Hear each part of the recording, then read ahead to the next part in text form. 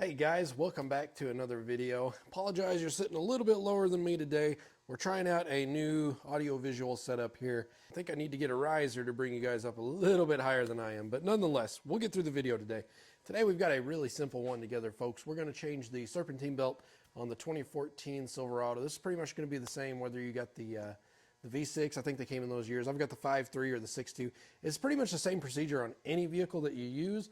All that you're going to need in our particular instance are some screwdrivers. I'm going to take a flathead and a Phillips head number 2 just in case. Flathead would probably be fine. You need a 1/2-inch breaker bar or 1/2-inch drive wrench or a 1/2-inch drive ratchet. That'll be fine too. And then of course you need the belt itself. I'm going to link you guys one on Amazon because I found it to be about the best price that I could find. And it's AC Delco. I even waited to open it with you guys. That's the belt right there. You can see it's got the nice little hologram, genuine OEM AC Delco. I figured the OEM belt has lasted 150,000 miles. Why not go with an AC Delco? Because, hey, the belt's still good. I'm just starting to see a few symptoms here and there that make me think it's time to change that belt. Don't get too hung up on this because if I'm not mistaken, and guys, correct me if I'm wrong in the comments here, but I think there's only like 2 or 3 major belt manufacturers in the United States. Or maybe even the world, and that's where most belts come from. They're just rebranded. So that's probably what's going on with this AC Delco. But if you want to support the channel, you buy it, doesn't cost you any more. It's just appreciated on my end. So we obviously got the belt here. The OEM one is fine. It hadn't broke or anything like that, but it's got 150K on it. They suggest looking at the belt at 150K. I'm going to go ahead and replace it because I've seen a few things that I think may be symptoms of issues. Every once in a blue moon, if I'm turning power steering real hard, real fast, slow, it kind of dims the electronics. I've noticed my lights flicker ever so slightly, even after replacing my alternator. And in the morning, especially when it's cold and the belt's wet, you can hear it it sounds awful. So if we throw a new belt on there, I think it's going to be all the better. So let's take our screwdrivers and our 1/2-inch breaker bar, and let's go work on the truck, guys. First and foremost, we need to pop the hood on this truck. I'm just going to hop up here and we'll pop the hood. And then I'll find a way to get you guys elevated as much as I can to where you can actually see what's going on under the hood here. Boy, you know, these new trucks, they're so tall these days. I am going to get me they're called a stack or something like that to where I can actually get up here. I'm standing on a table right now to work on this just because it does make it easier. But what we first need to do is remove not the airbox itself, but this guy right here. There's a couple of ways to do this, or a couple of things we got to do to get it off. First thing we got to do is remove a flathead screw right here so we can separate it from the airbox over here.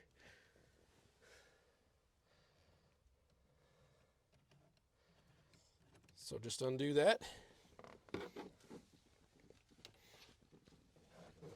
And then all you're going to see me do is just wiggle this right off. There we go. Now we need to take this off.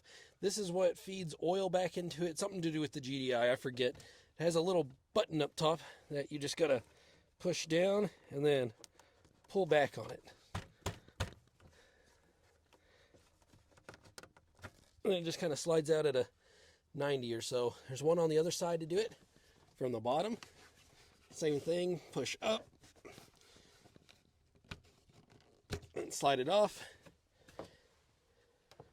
Then the final piece of the puzzle is up here. There's another screw that we got to take off to remove, I'm going to call it the air baffle. What this piece does, in case you didn't know, I'm just going to wiggle it back and forth, get it off and out of the way. This piece right here actually takes the air that comes in from the airbox, and the way that it's chambered and designed, it makes it quieter. So that way your engine's not as loud. That's the idea anyway. But we can just set this off up to the side or down below, wherever's convenient for you. And now, as you can see here, we have access to the Serpentine belt. You can see mine's got a little bit of glaze. It's shiny on the back. Not quite like it's supposed to be. Now, used to, and I may be sitting on it they used to put diagrams of the proper way that the belt goes on. It's smart to take a picture of this in case you don't know. That way you can get it put back on where it's supposed to be. It's pretty straightforward though. If you see that it's got ribs in it, that means the rib side goes on it, and if it's a flat smooth surface, then obviously the flat side goes on it. But all we're going to do is, you see this is the tensioner pulley right here. There's a little square cutout in there that a breaker bar fits perfectly in. So what we're going to do is set said breaker bar in there, then push down. That's going to relieve the tension on the belt to where you can take the belt off.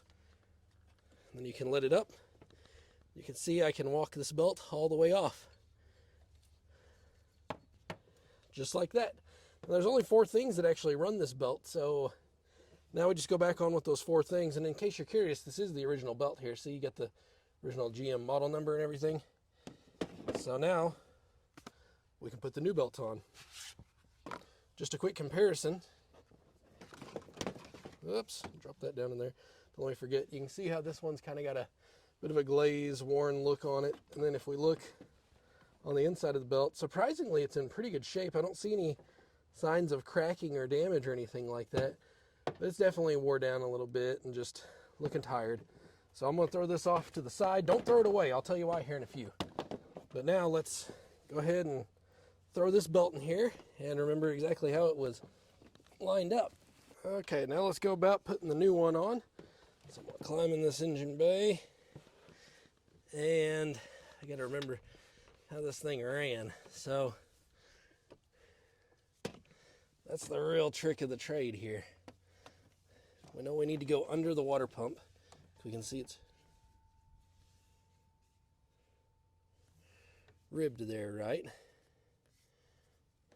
We know we have to go under this pulley like this. We go over this right here too. There we go. And you'll see everything will kind of pull itself in, so to speak. I mean, you want to guide it and don't force it. This is how you can get yourself confused. You see, if I do it this way, it's wrong. But if I do it the other way, it's right. So it needs to go like this. There we go. And then you can see that's perfect right there. So now I'm just going to take my breaker bar, ratchet, whatever you got, bend it down, and then get it enough to where it's going to be a little tighter. This new belt is. And get it up and around here. Oh, let me tell you, that new belt is a lot tighter than that old one. There's a big difference there. So you can see I finally got it on. And you just want to make sure you're matched up, you're lined up on every pulley. You can see this one needs to go back slightly. See how it's metal and worn right there? Hopefully you guys can. Just going to push it back to match up where the old one was. As close as I can anyway. It doesn't have to be down to the absolute, micro millimeter, but get it as close as you can, because this thing will pull itself pretty straight with the exception of these. Obviously the rib side needs to be on right, and then we can put our air baffle back in. So just reverse procedure of what we did. Pretty easy, right?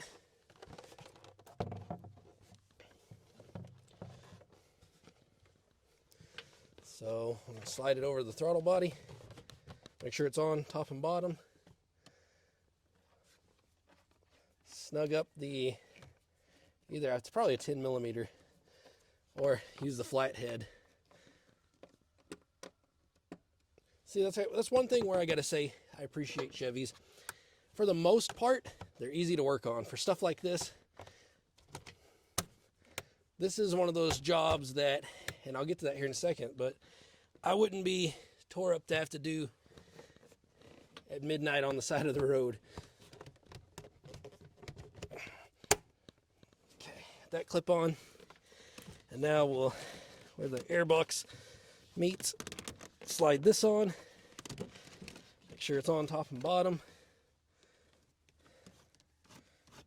and tighten this up. See, because you could use either a 10mm, or they were thoughtful enough to make that a flat head to where if you didn't have something with you, you could easily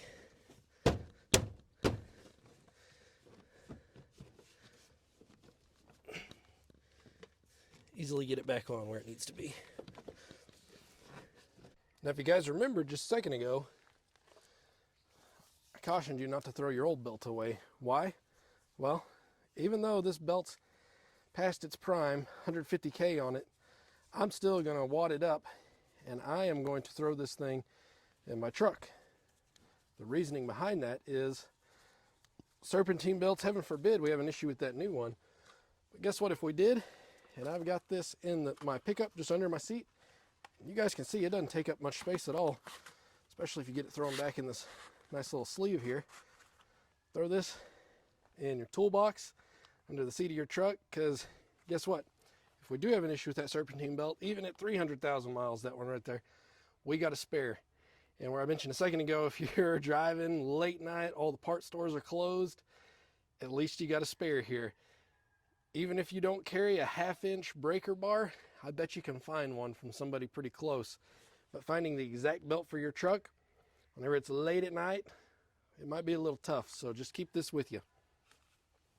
And with that, guys, you're able to enjoy the fruits of your labor. Just make sure you get everything all tidied up, put back together all your tools out of there, close your hood, and then start your truck up. Make sure it runs like it should, and then you're good for another 150,000 plus. Like I say, no problem with this belt other than the weird little symptoms I was having. So I decided, you know what, time to change it out, make a video for you guys, and throw this in the bed of the truck for an emergency. All right, guys, I appreciate you watching the video. If you got any questions, leave them in the comments below. And until next time, take care.